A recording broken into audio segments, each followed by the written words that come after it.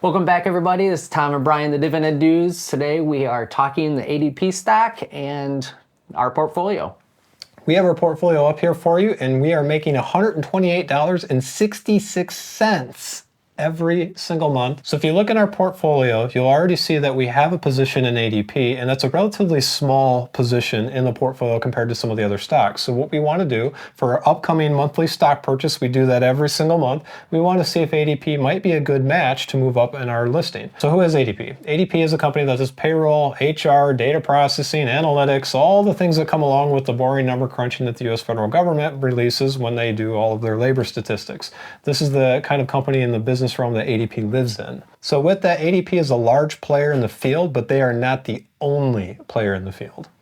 Yeah, some of their competitors include Workday, Dayforce, UKG, Paycom, Paylocity, SAP, Bamboo HR. Some of these are websites and software, but they're all major competitors. I'd have to mention Axios too, because if I didn't, they would yell at me because we use Axios. So one of the things that we do when we look at a stock, we look at what's happening with that stock, and some of that we have to go to the news articles and the press room to see what's actually happening. And if you've been following the news lately, you'll know that the labor market has pretty much been on fire for the first part of this year. ADP is in a position where a lot of the companies, when they change jobs or somebody gets laid off, they charge a switching fee.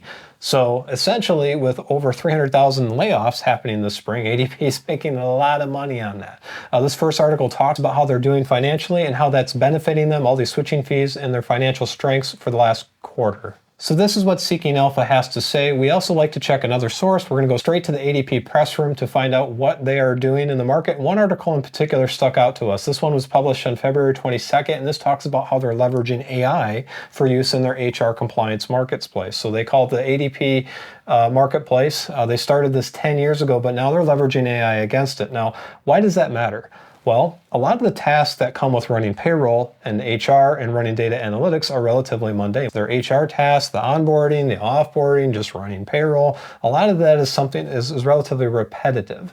So what they're doing here in this particular article, this is published on February 22nd, is they're going to leverage AI against it in their marketplace. Now, if you've ever been to their marketplace, you can see that they've got a whole bunch of stuff here, how to recruit, how to onboard, the process for HR, all of that, and they're leveraging AI against that to help their business. Now, AI is going to do this very efficiently, and they can work 24/7. So from a business perspective, and you're talking profitability, this is great news for them. When you think about it, that their core business is data processing, and that's big data. Any tool that can help them do searches or lookups quicker is going to be a help. So we see that as a huge win for ADP in the long term. Now we'll have all these links in the description, so if you want to click on it and read them yourself, feel free. So moving on from the news articles, we always like to look at the finances next. So right now we have their Q3 financial report published in May. Now for some people that might be a little confusing, but for some businesses, in ADP's case, their fiscal year end does not end with the calendar year end date. So their fiscal year end is done in September.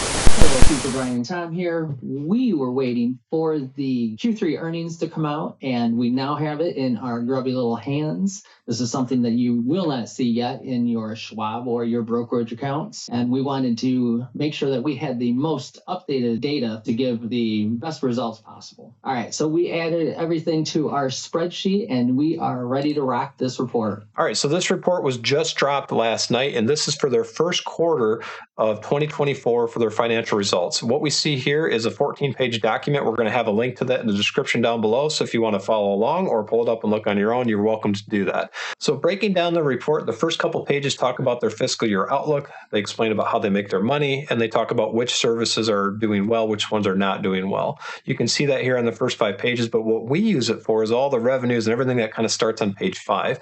We have a monthly spreadsheet that we like to compare the current financial numbers to what they were in the past. And if you look at our spreadsheet, you'll notice it says total assets over quarterly have increased 7.18%. What that actually is if you look at our Charles Schwab account here, we're comparing the numbers here that you see showing on quarter 3 of 2023 to what you see in their financial report for their most recent quarter 3 of March 31st, 2024. So that's $64 billion of assets. And if you look at their quarter three from last year, you can see that that was $59 billion in asset. And that's how we come up with the increase here. So we do the same thing for everything else. You'll see the liabilities, the net income. The only thing we really can't do it with is with the yearly reports with net income of 5-year and then the cash flow for 5-year. So their liabilities have increased 5.99%. Their assets have increased 7.18%. So that's good. You see the assets growing faster than the liabilities. You kind of want that in a stock. So beyond that, their net income over 5 years is up almost 50%, which is amazing. The cash flow is down quarterly.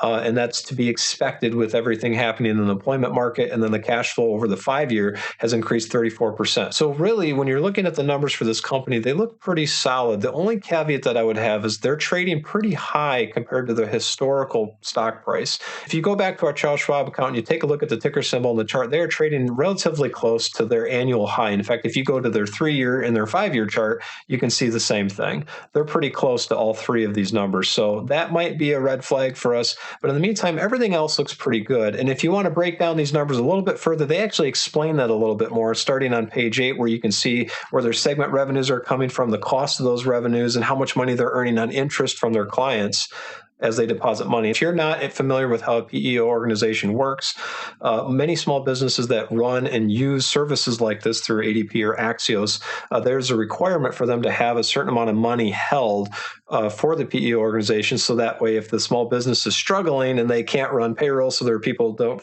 get paid, this company will hold, in fact, ADP will hold money for them.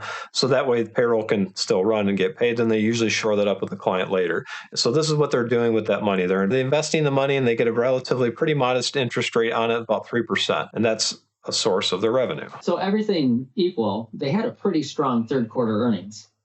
I would agree with that. All right, so that wraps up all the nerdy numbers that we go through on ADP. So let's bring it back to past Brian and Tom.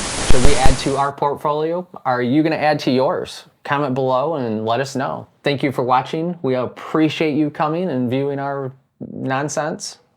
I